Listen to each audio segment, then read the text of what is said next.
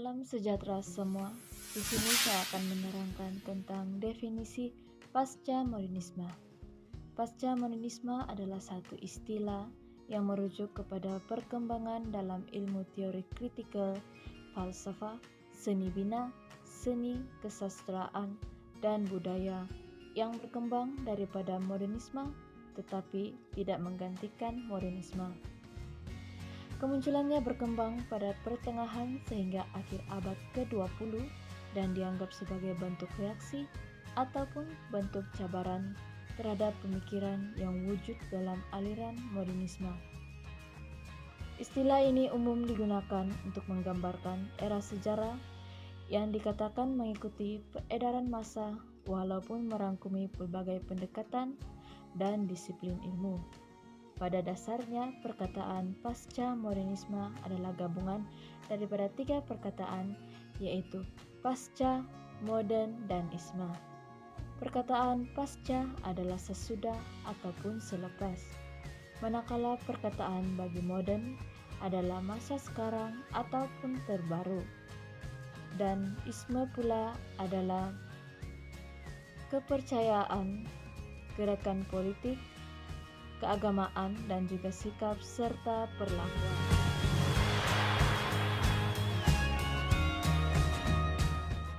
Sejarah kemunculan aliran pasca-modernisme bermula sekitar tahun 1960-an dan 1970-an. Ketika itu, pemikir-pemikir Prancis dalam bidang intelektual dan kebudayaan yang mengarah kepada frontier thinkers telah muncul.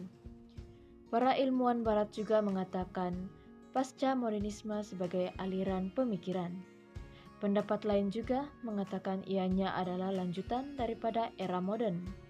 Selain itu, ada yang beranggapan bahwa era pas perubahan besar ekonomi dan masyarakat pada zaman pasca perang menjadi objektif kemunculan pasca-modernisme.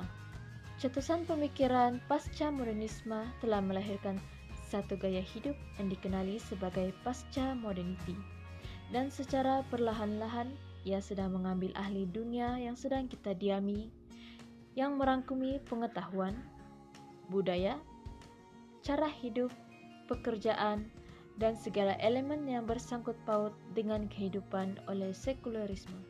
Seterusnya, saya akan menerangkan tentang ciri-ciri pasca-modernisme. Pasca-modernisme mempunyai 8 ciri-ciri, yaitu yang pertama, pemberontakan berlaku secara kritis. Yang kedua, media massa tercetus. Yang ketiga, munculnya radikalisme etnik dan keagamaan. Yang keempat, munculnya kecenderungan baru. Yang kelima, fungsi wilayah pembandaran. Dan yang keenam, peluang keras sosial. Yang ketujuh pula, kecenderungan pencaburan nilai dan keyakinan. Dan yang ke-8, bahasa yang digunakan yang tidak lagi mempunyai makna kejelasan.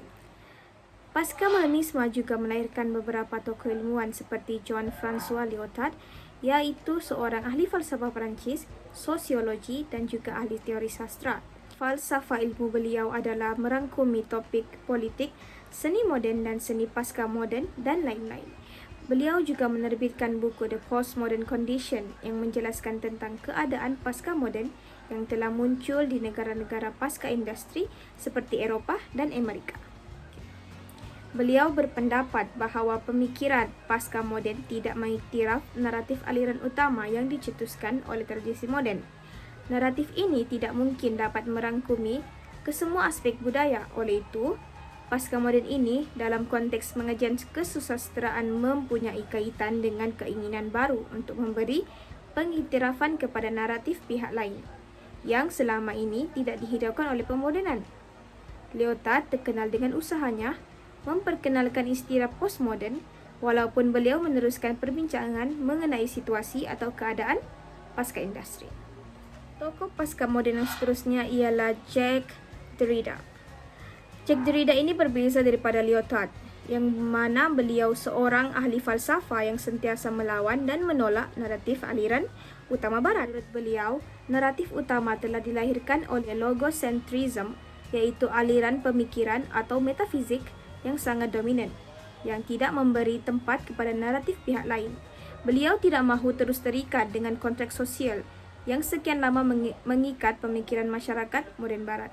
Derrida melancarkan satu metodologi iaitu deconstruction dan konsep falsafah yang berteraskan konsep difference. Deconstruction yang bermaksud metodologi yang digunakan dalam penelitian terhadap naratif aliran utama, manakala difference ialah prinsip penolakan yang dianggap satu konsep yang tersendiri. Beliau berpendapat bahawa bahasa, pemikiran dan budaya barat sejak zaman Plato lagi mempunyai kecenderungan bahawa ia berupaya menemui suatu hukum, law, dan kebenaran, truth. Tokoh pasca-modernisme yang seterusnya ialah Michel Foucault. Michel Foucault pada awalnya menjadi seorang ahli falsafah, namun beliau meninggalkan falsafah kerana menurut beliau, falsafah bersifat terlalu abstrak dan sukar untuk menyatakan kebenarannya. Lalu beliau mendalami ilmu psikologi dan pathologis dan bekerja di sebuah hospital sakit jiwa. Michel Foucault, Discourse dan Discursive. Beliau berpendapat bahawa pemodenan telah melahirkan ilmu dalam bentuk diskursif, iaitu ilmu yang dibina, disusun, diktiraf serta dihubung kaitkan antara satu sama lain dengan tujuan untuk memastikan keilmuan terhadap sistem pemikiran budaya masyarakat barat moden. Bagi beliau, naratif terhasil daripada diskurs, iaitu wacana. Tujuan wacana Foucault bukanlah untuk mencari kebenaran, namun untuk menilai kewajaran kegiatan proses menyatakan kebenaran.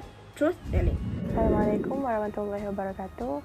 Nama saya Faridana Midina Nagefi dan hari ini saya ingin membincangkan tentang penyerapan idea pasca modernisme di Malaysia dan cabarannya. Penyerapan idea pasca modernisme ke dalam jiwa dan pemikiran umat Islam di Malaysia berlaku secara halus dan tersusun, sama ada secara sedar atau tidak sedar.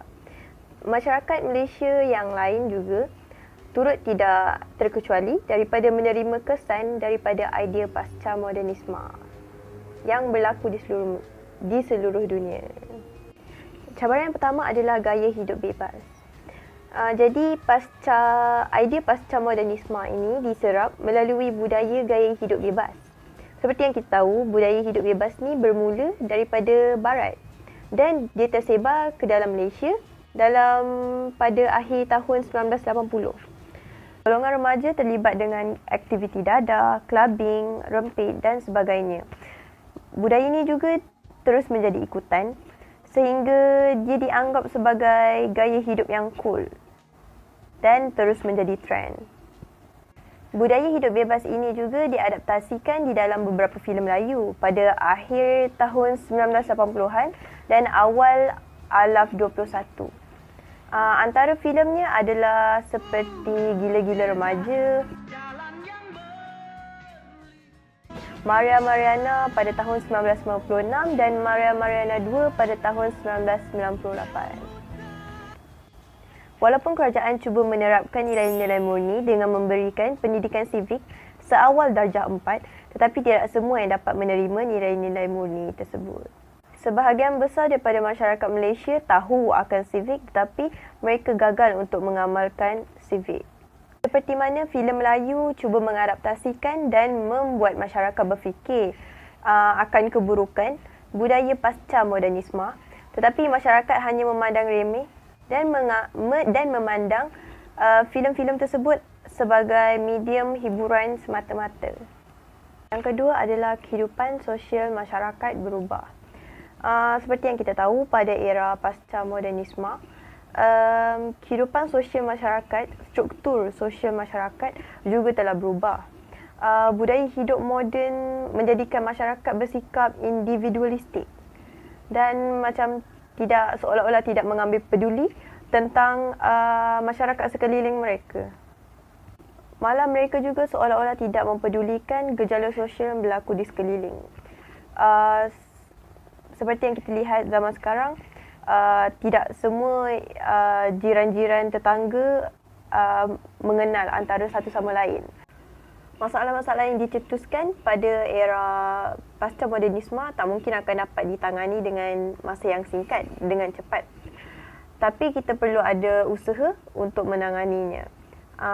Jadi metodologi pendidikan agama di negara Malaysia perlulah mengambil kira dan menyesuaikan dengan pasca modernisme. Nama saya Jahidah Binti Arifin. Hari ini saya akan membentangkan tajuk kesan pasca modernisasi di Malaysia. Salah satu kesan pasca modernisasi ialah wujudnya masyarakat yang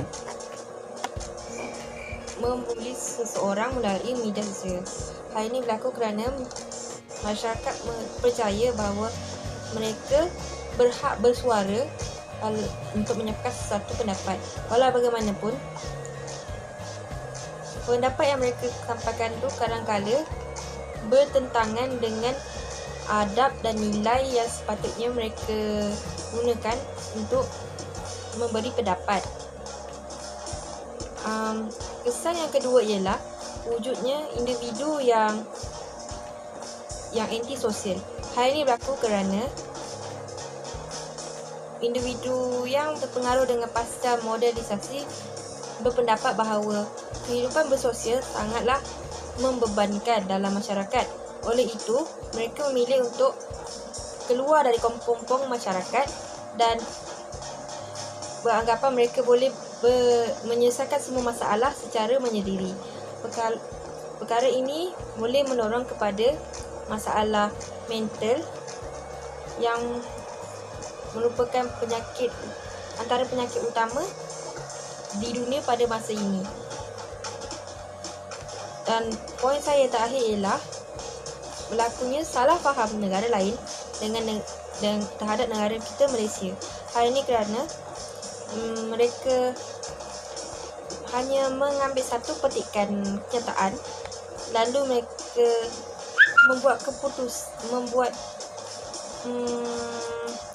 membuat kesimpulan daripada kenyataan itu tanpa membaca keseluruhan konteks yang disampaikan.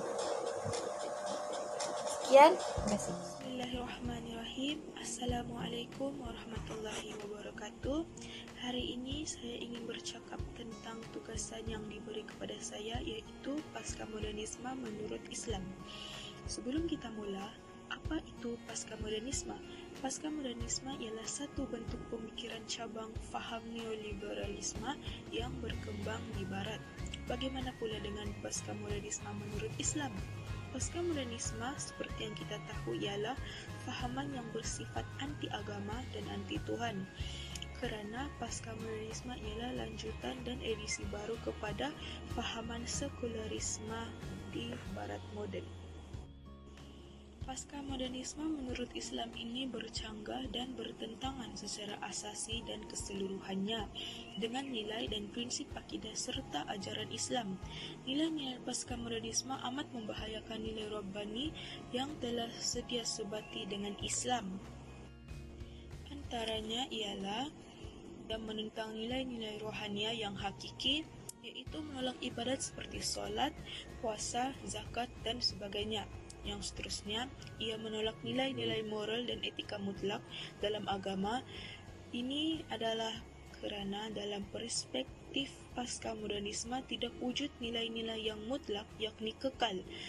Kerana menurut mereka kesemua nilai ini boleh dirasionalkan. Dan yang terakhir, ia menolak sistem hukum yang dibawa agama dalam bentuk syariat seperti Islam, dan dengan itu manusia akan tersesat tanpa panduan syariat sebagai penyelamat. Secara ringkasnya, apa yang dapat kita simpulkan di sini adalah pasca modernisme ini merupakan satu fahaman yang menentang kebenaran ataupun apa yang dikatakan realisme, di mana fahaman ini disebarkan oleh terdapat beberapa golongan-golongan pemikir yang memperjuangkan fahaman ini kepada masyarakat masa kini. Mereka ini telah mengemukakan pendapat mereka secara lebih bebas dan terbuka dan tidak berpandukan kebenaran. Hal ini telah menimbulkan keraguan kepada kebenaran yang disampaikan oleh golongan-golongan tersebut, lebih-lebih lagi terhadap agama terutamanya umat Islam. Ini kerana ideologi ini memisahkan agama dan kehidupan. Hal ini amalah ditentang oleh umat Islam, lebih-lebih lagi di negara kita. Selain itu, perkembangan arus pemodenan masa kini telah menjadi sumber kepada penyebaran fahaman ini. semua media sosial yang meluas seperti Facebook, WhatsApp, Instagram dan lain-lain telah menggalakkan lagi fahaman ini untuk terus berkembang dan mempengaruhi masyarakat pada masa kini. Oleh itu, pelbagai usaha telah dilakukan dalam menghalang fahaman ini daripada terus mempengaruhi masyarakat. Jadi, sesungguhnya keteguhan pegangan akidah pastinya berupaya untuk menyuntik semangat juang untuk mempertahan dan memperkukuhkan iman agar tidak mudah hanyut, dan dengan kehadiran fahaman pasca modernisme ini dalam masyarakat kita pada hari ini.